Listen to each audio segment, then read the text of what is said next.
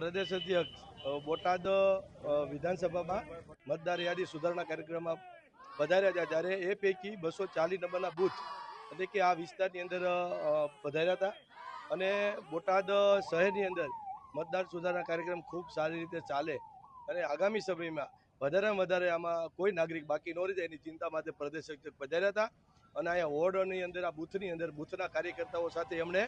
એક બેઠક પણ યોજી હતી કે દરેક વિસ્તારની અંદર કોઈ કાર્યકર્તા બાકી ન રહી જાય, કોઈ આપણા વડીલો કોઈ બહાર રહેતા આપણા સગા સંબંધીઓ બાકી ન રહી જાય એની ચિંતા કરવા માટે પ્રદેશ સચિવ પધાર્યા હતા અને કાર્યકર્તાઓને પ્રોત્સાહિત કરી અને ખૂબ માર્ગદર્શન સારું આપ્યું.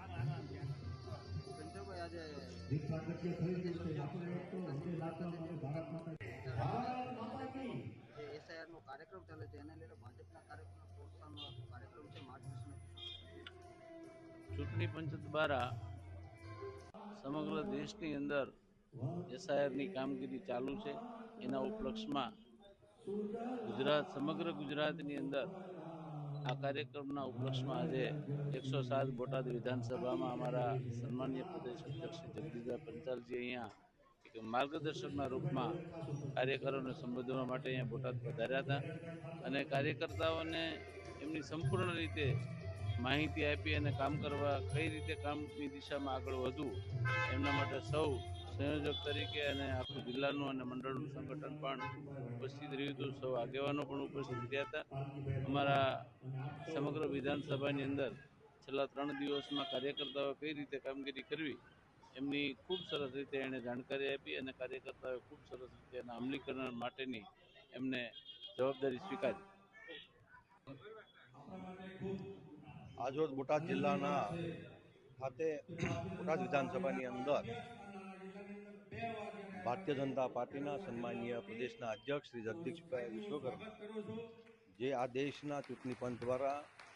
જે એસઆઈઆરનું કામ જે ચાલી રહ્યું છે તેની અંદર તમામ અધિકારીઓ પણ કામ કરી રહ્યા છે. તેની સાથે ભારતીય જનતા પાર્ટીનો કાર્યકર્તા પણ જોડાય અને આ દેશની લોકશાહી કઈ રીતની મજબૂત બને, આ દેશને આગામી દિશા કઈ રીતની વિકાસના માધ્યમથી આ દેશની અંદર લોકશાહી ટકી રહે અને એક એક મતદાતા આ દેશની લોકશાહીની અંદર ભાગ લે તેના માટે કાર્યકર્તાને માર્ગદર્શન દેવા માટે આવ્યા છે. તમામ કાર્યકર્તાઓનો એક પ્રોત્સાહન મળી રહે,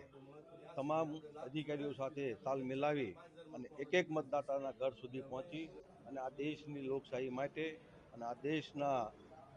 આગામી ભવિષ્ય માટે તમામ મતદાતાઓનું અંદર જોડાણ રહે તેના માટે તમામ કાર્યકર્તા પ્રયત્નશીલ રહે તેના માટે એક પ્રોત્સાહન પૂરું પાડવા માટે